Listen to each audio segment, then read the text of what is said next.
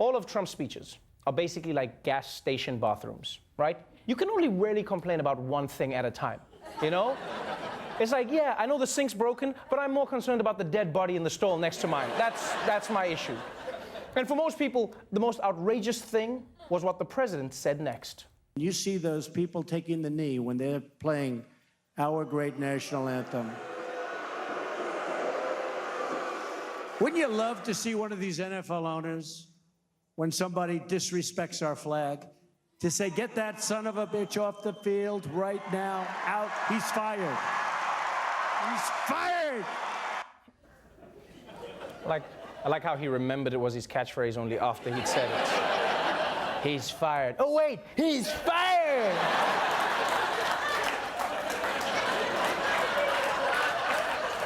So, all right, so just so we're on the same page, when Nazis were protesting in Charlottesville, Trump said, some of these were very fine people, very fine people. And aren't we all Nazis, really? Aren't we all, in some way, huh?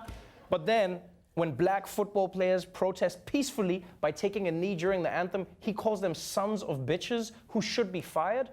Now look, I don't know if Trump is racist, but I do know he definitely prefers white people to black people. I can say that with confidence. With confidence. And also, if Donald Trump's greatest concern is the disrespecting of the American flag, you know what should really piss him off? The Confederate flag. That's what should piss him off, because that's basically waving a picture of your ex around. That's what that is. That flag is disrespect. It's like waving a picture of your ex, and your girlfriend's like, hey, that's really disrespectful to me. And you're like, oh no, this has nothing to do with you. I'm just honoring my heritage. And also, I'm building a monument of Susan on the front lawn. So, on the one hand, you have sons of bitches. On the other hand, you have the President of the United States saying a private citizen should be fired for expressing an opinion that the president doesn't like, which sounds very dictatorial to me. All right? Because when Trump tells the NFL owners, you should fire these players, if they don't fire the players, they're basically going against the president. All right? And if the players take a knee, now they're going against the president. But you realize until this weekend, the knee had nothing to do with the president. Nothing at all to do with Trump. At all. Colin Kaepernick started kneeling back when Obama was in office. This had nothing to do with Donald Trump. And luckily, to the NFL's credit, they stood up to the bully in chief. The president versus the players.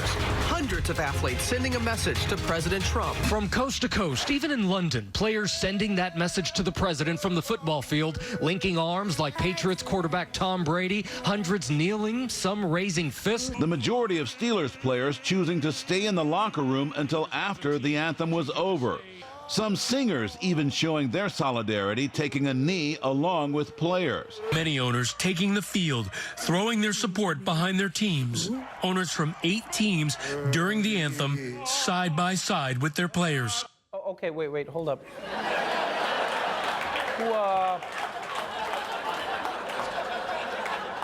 Who the hell is that with the mustache? I didn't know you could make enough money in vaudeville to buy a football team. That's a lot of money. But it was important. It was important that the weekend's protests included not just the NFL players, but the owners too. Because when you think about how powerful this is, a lot of these owners supported Donald Trump. Yeah, so you know it hurts his Horcrux to see them taking the players' side in this standoff. You know it got to him.